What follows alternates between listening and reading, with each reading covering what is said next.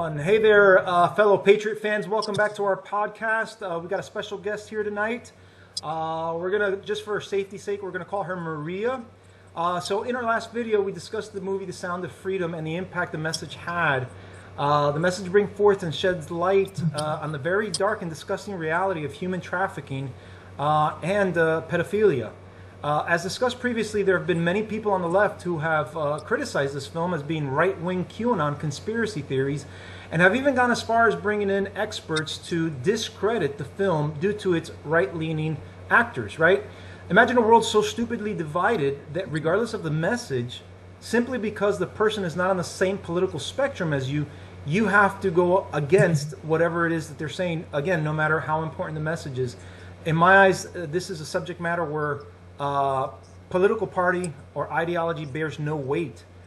This is not a left-wing thing. This is not a right-wing thing. This is simply an issue of protecting children from predatory monsters. And there should be no gray area in this matter, in this conversation. You're either for protecting children or you're for protecting predators. It's one or the other, right? So tonight we do have a special guest, someone who has worked in the field of helping these types of victims that the Sound of Freedom movie focuses in on. And what we want to do is bring an actual expert, an actual expert who has familiarity in this field, to essentially give us their experience, their view on what they've seen out there in the field, in contrast to what those experts have said. So, Maria, let's start out. Can you? How long have you been actually involved in saving children? Actually more than half of my career, so over 6 years. Wow, that's pretty good. And what made you want to get involved in that? I actually stumbled on that. I didn't realize that it was such an issue when I was approached to that particular unit that investigates that violation. I really thought to myself at that time how prevalent could this be. And at the time I had a child, I still have a child, but my child was very young, toddler age. And I thought to myself, why not? It's something different. And so I ended up in that specialized unit, and I was introduced to this specific violation, the violation of child pornography, trafficking. They often tie in together. It was surreal because it was something that I had never been exposed to, that I had never even thought would be so prevalent. And yet here it was. It was constant. It was shocking. So having a small child myself made me that more committed to this type of violation against children. Right. And as a parent, right? Yeah, that's just. I think that's common. You don't even have to be a parent, right? You could just be a regular, decent human being that realizes the innocence of children and realizes that they should be protected at all costs. So, yeah, I totally understand where you're coming from. So let me ask you this: have you seen the movie Sound of Freedom? I did. I saw it not too long ago, actually. I know it's been out since 4th of July. And I was debated actually if I wanted to watch it or not because of it itself, because I knew that I would be emotional and kind of avoided it a little bit. But I did see it recently, and as suspected, I was very emotional from the onset till the very end. What exactly were you feeling as you were watching that film? Well, one of the very first parts that call is when the agent is sitting in the in the van, He's he's tracking the target that is essentially what appeared to me at that moment, tracking his movements online as it related to some kind of crime against, and that moment where we're waiting, um, and then you go and you make contact with the and you realize that all the months of um, prepping and and painstaking commitment to it being abused online, it all comes together at that moment. And so, having been in its position, it brought back some moments that I've had where you will become emotional. You can't help but become attached to some of these cases and some of these children. Um, so I have a connection because I've lived it. And uh, as soon as that occurred, like I said, it was hard to contain my emotions. That feeling later on in the movie, as it progresses, where the target is arrested and the two agents have a conversation. That conversation about we put these guys away, but what about the children? And that is something that anyone who has been a part of an investigation relating to a crime against a child, especially the crimes against,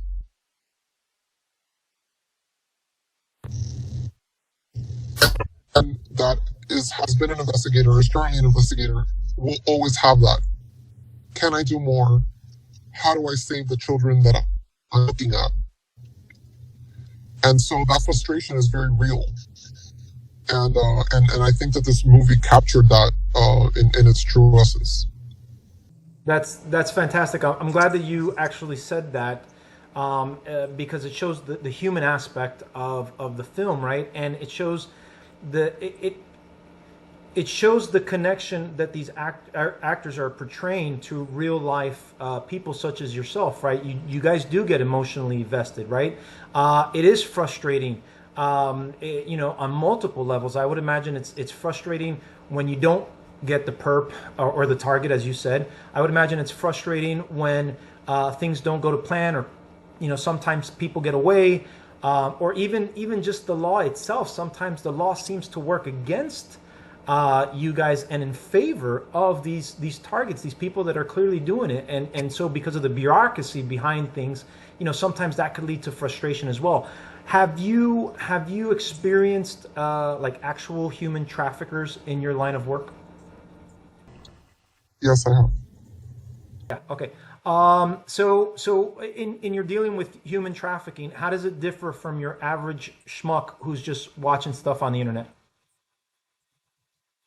When you say watching stuff on the internet, are you talking about watching child pornography or something else? Right, child pornography, because we're talking about someone who's watching it versus someone who's actually, I would say, at a higher predatory level, because they're actually engaging in the kidnapping, the abuse, etc. How do you handle each target differently, if at all?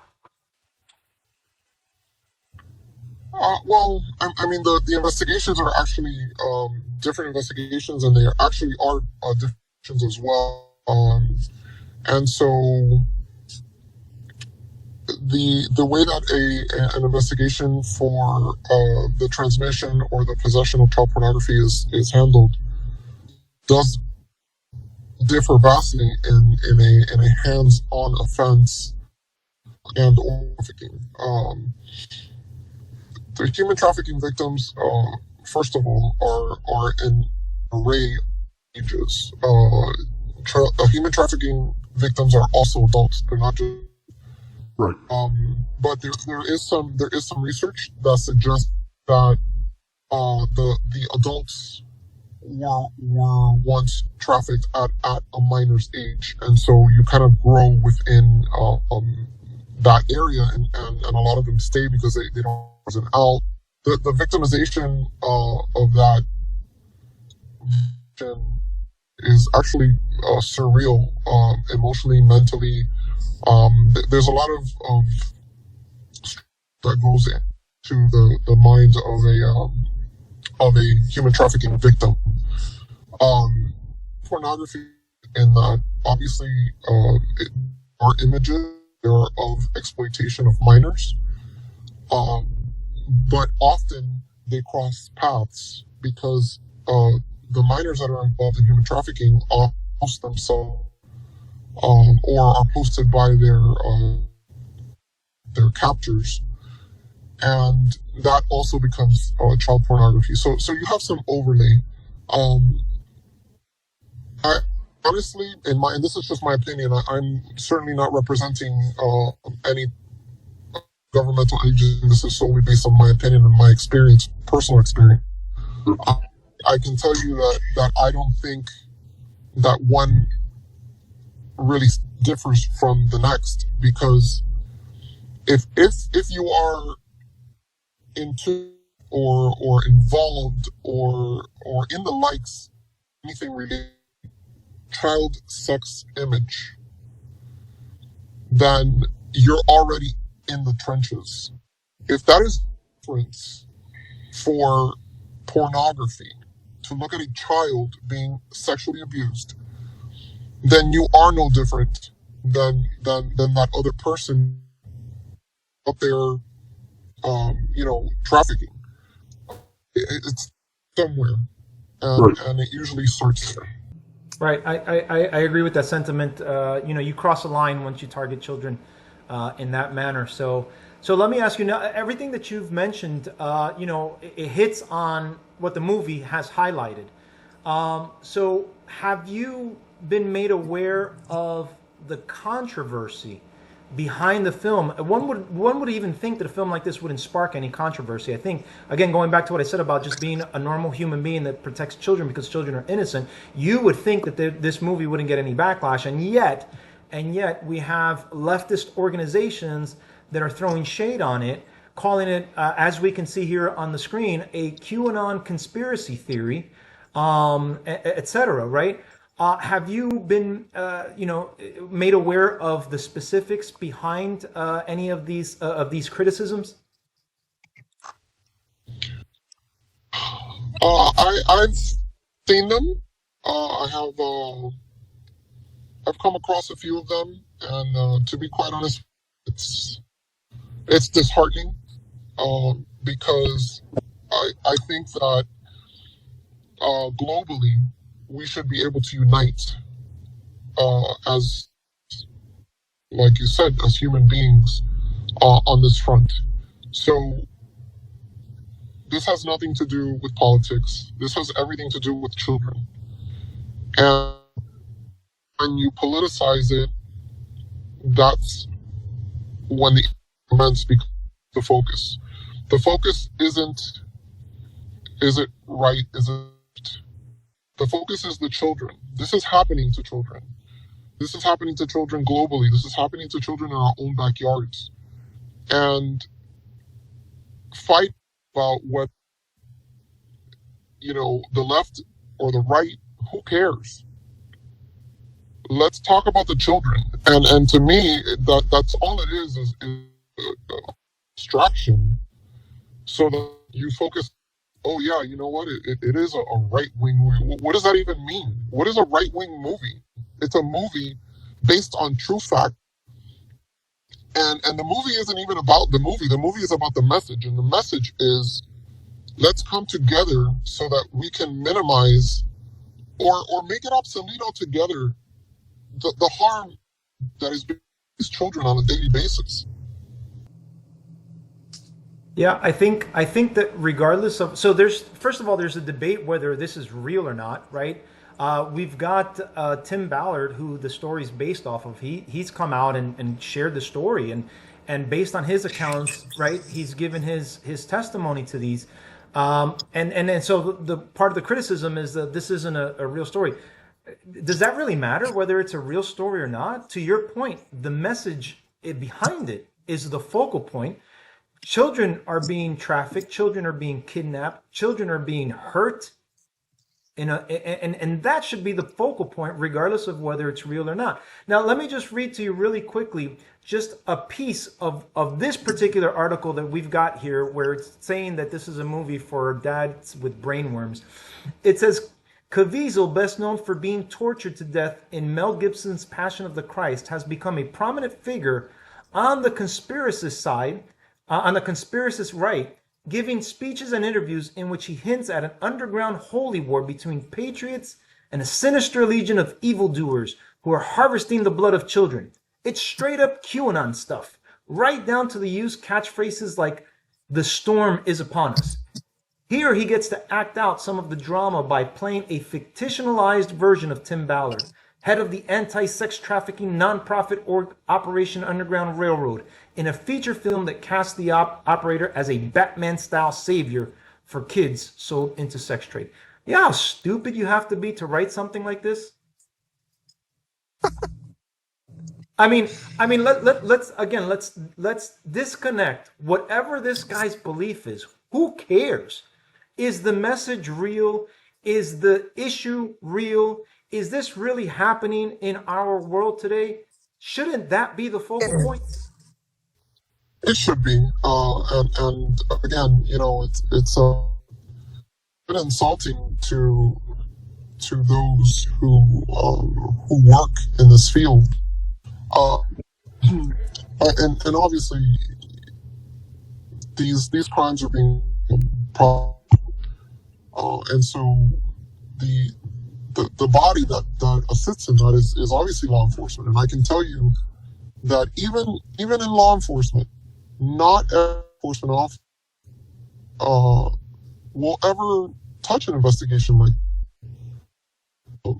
these are very specialized investigations. These are very it's a handful of investigators that really only get to see and experience this kind of that we walk amongst us. There are law enforcement officers that don't even know about this. They're in law enforcement. So what does that tell you? That tells you that this is it. This is the worst of the worst. This is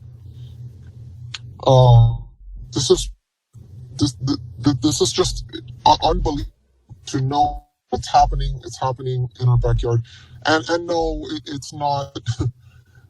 It is a movie, but it's not. It's not made up. This isn't something that they just said, "Hey, we're going to make a movie on this." They made a movie based on the true experience of a real enforcement. Now, I don't know him personally, so I can't, what his feelings are, but I can tell you that if this is something that he went on a limb for, then it amounts to everything. This is something that everyone should come over. This should not separate us. This is actually something that should unite us. If you have a child, and even if you don't, you have a family member, you have a niece, you have a nephew. If you have a child in your life, imagine for 1 second having their innocence stripped for sheer adult pleasure. Those words, astonishing, even for me, because it's incomprehensible that anybody would be in agreement with this. And when you have entities such as the one you just, who, in your words, are throwing shade on this topic, that just tells me that there's a reason for that. And the reason is you want to connect people because ultimately that message doesn't correlate with your views and you're trying to distract from what this is about. And again, this is about the kids. This is about the children. Absolutely. So why are we diverting from that? Well, and as you can see here in this second article, why anti-trafficking experts are torching Sound of Freedom. Again, it's absurd that Rolling Stones, due to the black backlash that they got from the article that we just finished reading, right? So now they brought in the experts to kind of justify their position and their criticism towards the film. And I'm just going to read a small part of one of the paragraphs that it sounds here, and this is coming from, again, an expert. One of the criticisms that they're saying is that, well, this movie only focuses on one aspect, and there's just so many aspects of child trafficking that it's really doing it a disservice. First of all, the movie is not. First of all, it's a movie.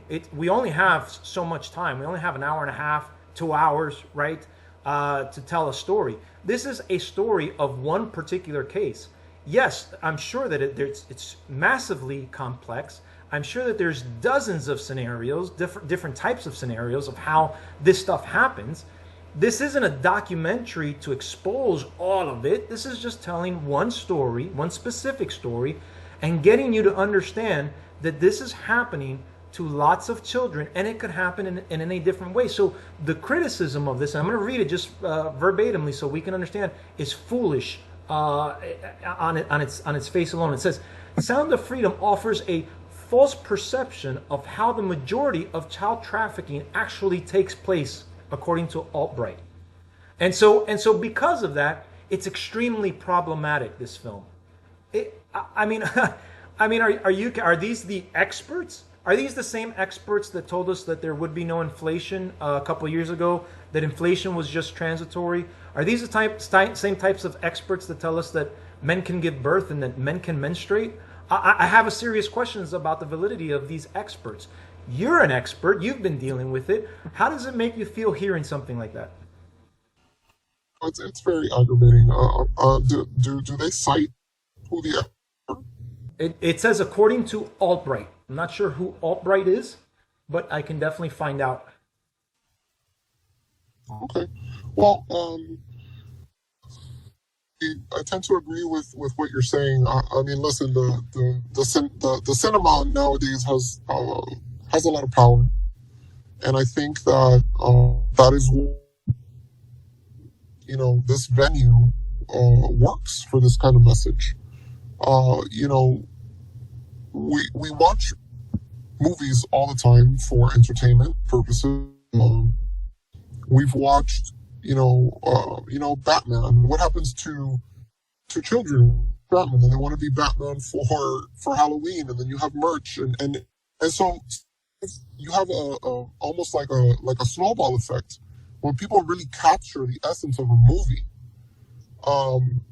They tend to connect with it, and so I think this film was brought forward for that specific purpose, for the capture, for the raw emotion, and to let people know that this is unacceptable, and we need to come together in order to stop it. I don't how there is a single expert. Forget. I don't see how there's a simple human being that can agree that this movie is damaging. I totally agree with you, and to be quite honest with you, I agree with your sentiment in the sense of this is something that society cannot accept.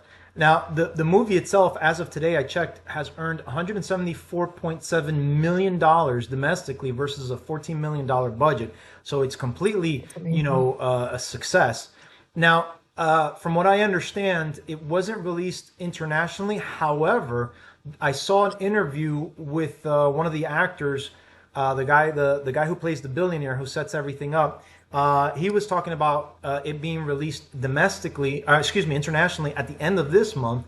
And I also saw an interview with the president of El Salvador, who has struck a deal with him, if I'm not mistaken, to have it released in El Salvador soon, so that everybody can see it, and I think at a different price, maybe free. I'm not really quite sure. But here's what I would think is that once this starts to hit specifically the Latin communities, the Latin American countries, we are by tradition we have conservative values, And I think by the left throwing shade on this, it's not going to work on the Hispanic community as a whole, regardless of whether they're Democrats or not. And I say that because the second time I saw this movie, I saw it in Tampa, which is a blue county, a blue city, heavily blue. Yeah, Ron DeSantis flipped it red last election, but I think that was like a Hail Mary type of thing. I'd have to see it go red again in order for me to say, okay, we've got something there, if not if it was a fluke. But I can tell you that the people in the theater were predominantly Hispanic, and I would guess that they were predominantly left-leaning as far as their voting goes. And they were all watching that movie. They were clapping. There were people in tears. They were clapping at the end, right? But they were in tears, some of them. So I think that once this hits the Latin American communities, we're gonna see an increase in the positivity of the message behind this film. What are your thoughts on that? I'm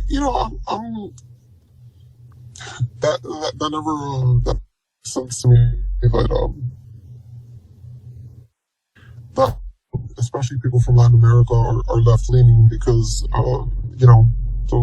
those countries themselves are in shambles, or left leaning. So I I I this would make, and I'm going to tell you again, I don't. To me, whether you're left leaning, right leaning, that doesn't matter to me. It honestly doesn't. What matters to me is that this message gets across the right way, and if that's your mind of things, and then it does. There are certain people that are going to stick to their political parties, come hell or high water, even if they're wrong, just because who they affiliate with. I don't necessarily agree with that. I think that you should have the flexibility to make a decision based off of facts and facts. You can't debate them. You can't rewrite them. They are what they are, and so I wanna hope in my heart, of your political affiliation, that if you see a movie like this, that would really open your eyes to the reality of some of these lives, because once this occurs to a child, it's with them forever. They can't shake it off. They can't move on. It lives. It's forever with them. Even in adulthood, when normal lives, it's always going to be there with them. So I would hope you can put your party affiliation aside and come together and agree that this message is a strong one and a positive one. Amen. Really quick, I want to get your reaction to this. Now, this is from Rolling Stones. Cuties review. Coming of age movie caught in culture war. Thanks to major marketing mistake, this award-winning French movie has been accused of sexualizing girls. It's actually a sensitive portrayal of growing pains that deserves to be seen. I didn't watch this film because, number one, it wouldn't call my attention. But if I had a daughter at that time, around this age, I think I would have, based off of just some of the screen captures that I've seen, I wouldn't let her watch it. And this, to me, is legally, I guess it's borderline. But to me, this is straight up pedophilia, because you've got young girls, if I'm not mistaken, these girls are 11 years old, in just really bad poses and really just not appropriate clothing for this age range, and so on and so forth. So when you see this and you contrast it to what we just finished reading regarding the Sound of Freedom movie, what are your thoughts regarding this particular left-leaning news article? Well, to be fair, I didn't. I also did not watch the Cuties film. More so because of the immediate controversy. I did hear some appropriate, poses and clothing and altogether alone, I said, I have no interest in that. I live that for work. I don't want to see that on my screen at home. Right. So I don't have a true comparison, from that film to this film, but based off the description that you just gave me, and based off the description of what you said, has occurred in that film, and I did see the other one. I don't understand how you can praise one and not the other. Yep. I don't know how this can get praised at all. Period. Again, it's putting young girls in really just not. I wouldn't want my daughter. I wouldn't want my daughter being in this film. Let's just put it that way, because I did get to see the trailer. I think when it just happened to pop on, in one of those pop on commercials when you're surfing YouTube or whatever, and I'm like, what the heck is this? And I'm like, no. I think it's too close to what you protect us against, right? I think, my personal opinion, and I've said this for the past maybe like decade and a half now, I feel like there's a secret movement to try and normalize pedophilia, and it seems to be gaining traction based on certain things that I'm seeing. For example, I'll just give you one example. Last month, politicians in California blocked a bill that would make child trafficking a serious felony. When I hear stuff like that, I go, why would anybody vote against something like that? Unless you are for it. It's the only thing that can come to mind. So when I see stuff like that, I can't help to think, and maybe I'm a conspiracy theorist, but I can't help the fact that there is a movement and coupled with what we're seeing here on the screen, there's a serious movement to try and normalize this stuff when it shouldn't be. This is again my personal opinion. I feel the same. That of raciness. There's access. There's a lot of availability to younger children to have more access to things that can be seen as sexual. And listen, the day and age, the internet is at your fingertips. So there's also that consideration. And so I like we're moving more toward a movement of everything can be accepted. I feel like it's just too much. Like apply to anyone, and there shouldn't be any rules. It's not even like, oh well, this should be punished over this. It's more like, oh well, let's just normalize everything. Like there shouldn't be. It's a free country. Someone said that to me once. It's a free country, so why shouldn't child pornography be legal? Why is this illegal? Why are you placing societal standards on children? I mean, it serves to me. I don't know to what end this is ever gonna stop if we don't put a stop to it now.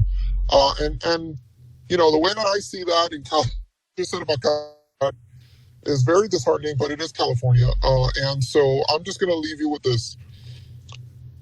If you don't like pizza, you don't go to a pizza room. Well, that's true if you want to live there, but unfortunately, they're the party in power, and it starts one place and then it affects another place, and then it goes to another state, another left-leaning state, and so on and so forth. Let me ask you this one last question just to wrap up here, because one thing is I look at things from the outside. You're obviously inside. You've got a different perspective. You've got more insight, obviously.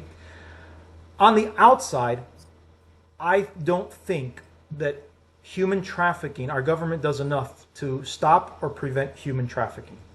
I think it's not even on the top concern. There are a lot more things that are higher up in the concern spectrum that shouldn't be, in my opinion. Do you think, and again, this is your independent opinion, do you think our government has or is doing enough regarding this topic? Does it have enough resources? Do you think the measures are punitive enough, or should more be done? I will always say that to be done. I think that about a lot of things, though. I think that if you think you've reached the top, then you're not even halfway through. So I think that as a we definitely have more stringent laws than other countries when it comes to minors and the protection of minors. I can tell you that from personal experience. But is there more to do? Can we? Absolutely. And resources. I mean, listen. In general, you're going to have a significant and continuous decline in the field of enforcement for a vast array of reasons. I mean, not to do with this topic. That's a whole other segment. Um, but if you have the decline in applicants, and if you have the decline in interest in the field of enforcement, then you're certainly not going to prioritize something like this. Well, we can thank the Democrats for their defund the police movement on that, unfortunately, and that is a result. And when you have that decline that you just mentioned, it's no surprise when crime of any type increases. So yeah. Well, Maria, thank you so much. I know that you're very busy, so I don't want to take up more of your time. I do want to thank you. I truly appreciate you coming on to my show and giving us from your personal experience your views and your thoughts and your feelings towards the topic that we're talking about today. I really want to appreciate you. I wish that you would be safe out there. Thank you for everything that you do. Thank you for protecting us the way you have. And we thank all of our people in enforcement and protection and our service members, etc., for doing what they do every single day. So thank you once again, Maria. I appreciate it. Thank you. Thank you for having me. All right, guys. That's it till next time. Take care. God bless. And we'll see you on the next episode. Bye-bye.